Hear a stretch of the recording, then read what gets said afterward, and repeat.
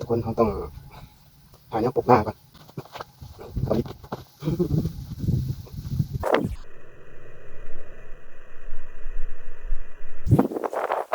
เดี๋ยวแกงานเลยป่ะ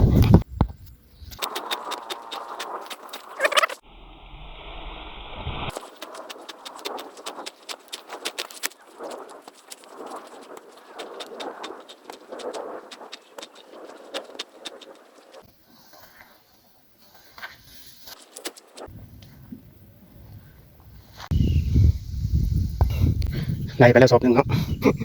ไปใส่สอบหนึ่งคลิกเลยสอบที่สองเขาเล็กใส่ยักษ์ติด